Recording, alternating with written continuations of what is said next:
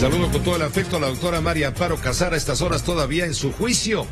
En este 2 de octubre, 50 años después del 68. Doctora, ¿cómo estás? Buenas noches. Buenas tardes todavía.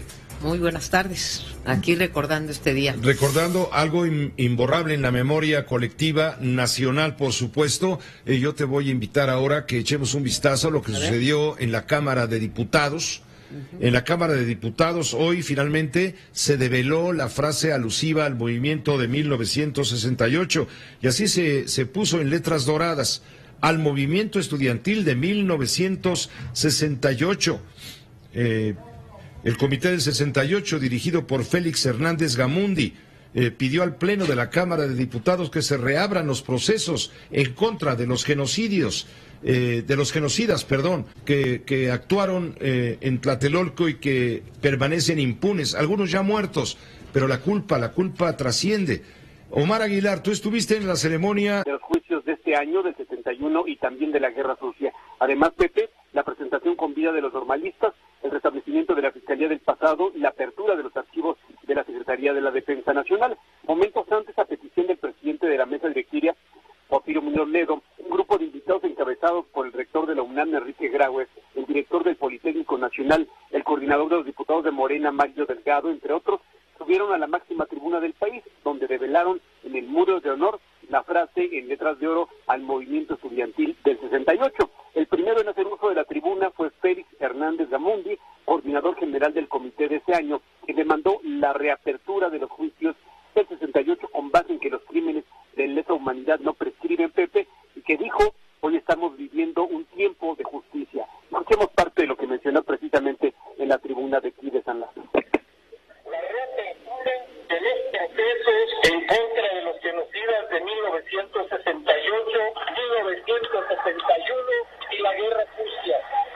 Presentación con vida de los 43 jóvenes de Ayotzinapa y castigo a los culpables. Restablecimiento de la Fiscalía Especial para investigar los delitos del pasado con el avance que ya ha logrado. 4. Apertura de los archivos de la Secretaría de la Defensa Nacional.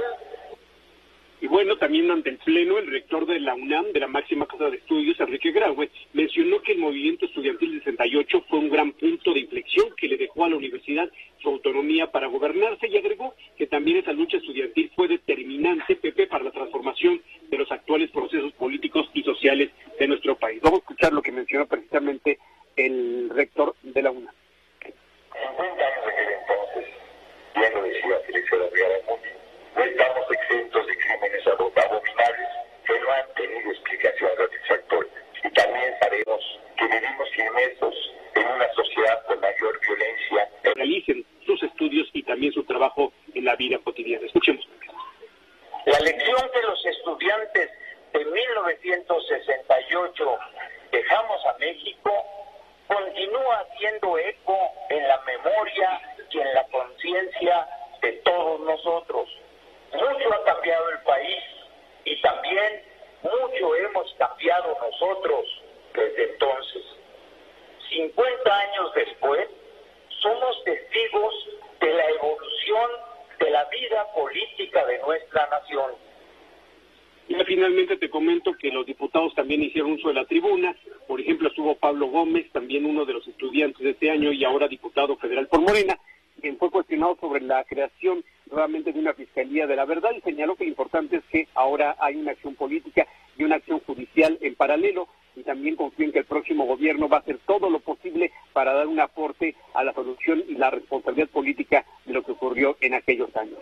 Pepe, el reporte que tengo aquí en San Lázaro. Muchas gracias Omar por la información. Pendientes quedamos. Sí, le digo, y en el Senado, ya lo informaba hace un momento Israel, hubo un acto también semejante, hubo un minuto de silencio, himno nacional, develación de la leyenda en letras doradas, también al movimiento estudiantil de 1968. Emilio Álvarez y Casa dijo ante el Pleno que Díaz Ordaz representa el autoritarismo represor en 1968 y pidió cambiar también el nombre de avenidas y calles que llevan su nombre.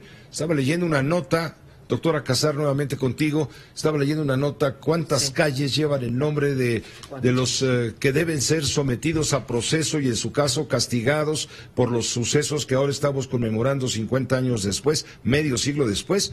Calles de con el nombre de Luis Echeverría, calles, así, poquitas calles, 700 y pico, casi 800. Calles con el nombre de Gustavo Díaz Ordaz, el infame expresidente de la República, que es parte de la memoria histórica, ni modo.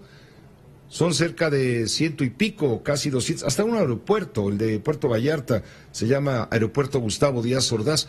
Calles con el nombre de otro protagonista clave en el movimiento del 68, que fue el general Alfonso Corona del Rosal, si acaso habrá 2 o 3.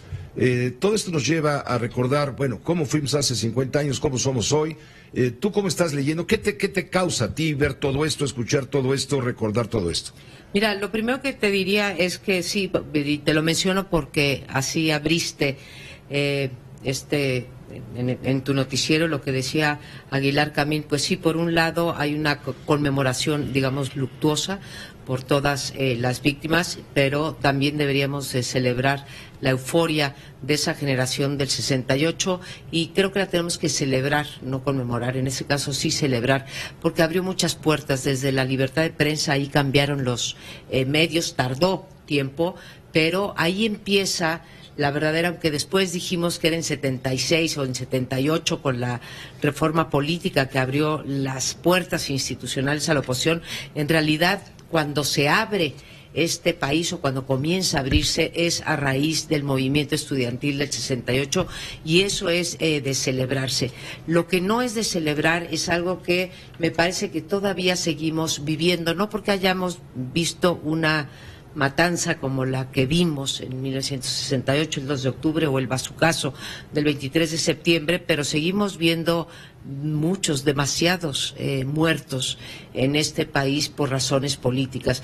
No sabemos muchas cosas del 68, pero lo que sí sabemos, Pepe, desde mi punto de vista, es que no hubo finalmente responsables, no hubo rendición de cuentas, no hubo castigo, no hay verdad, no hubo reparación del daño, mucho menos hubo garantía de no repetición. No sé cuántos muertos, nadie sabe cuántos muertos, cuántos heridos, cuántos presos, cuántos desaparecidos, cuántos torturados en el campo militar número 1.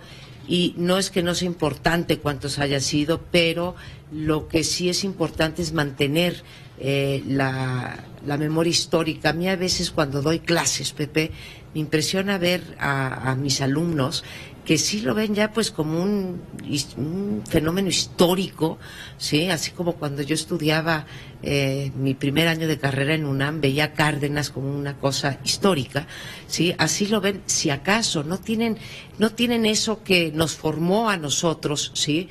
Yo tenía 12 años, 11 años en ese momento, pero sí nos marcó lo que ocurrió en el 68.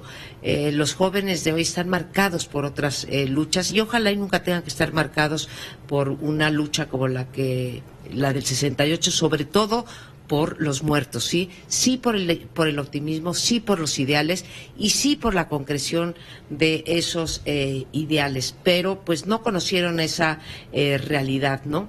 Abrieron puertas, abrieron ventanas, y nos duele ahorita reconocer que entre todo lo que no sabemos, ahí está la Dirección de Investigación Políticas y Sociales de la Segov, ahí estaba hoy el morenista Manuel Bartlett, por ejemplo. Hay todavía mucha gente de 1968 que no ha pasado y que podría pasar, ¿sí? Por esa verdad, por esa comisión que abrió Ignacio Carrillo Puerto en la época de Fox,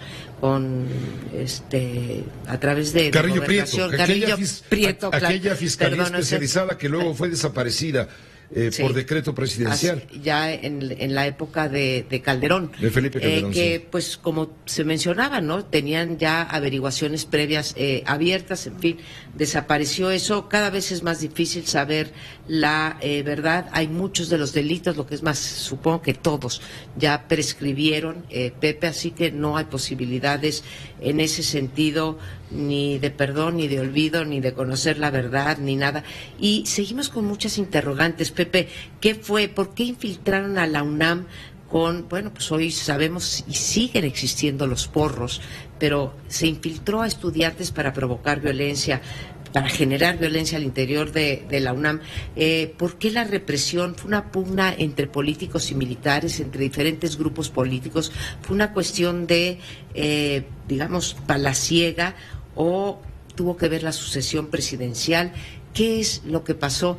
A 50 años es una vergüenza que este país no pueda saber con algún grado de certeza qué fue lo que llevó a esa orden, ¿sí?, que acabó con vidas, insisto, da igual, que acabó con vidas de muchos estudiantes, algunos de los cuales todavía vemos allí, como veíamos a Pablo Gómez. Pablo Gómez, Félix Hernández Gamundi.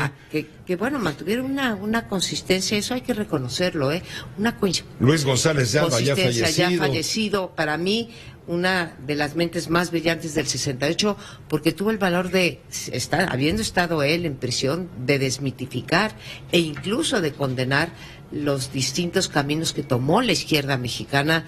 Yo sí realmente tiendo a coincidir con todo lo que nos ha platicado, aunque fue estigmatizado Luis González de Alba, ¿no? Pero en fin, hay gente que ha seguido siendo consistente con esa lucha, sí, como Pablo Gómez y como el diputado Hernández que pasabas tú por ahí.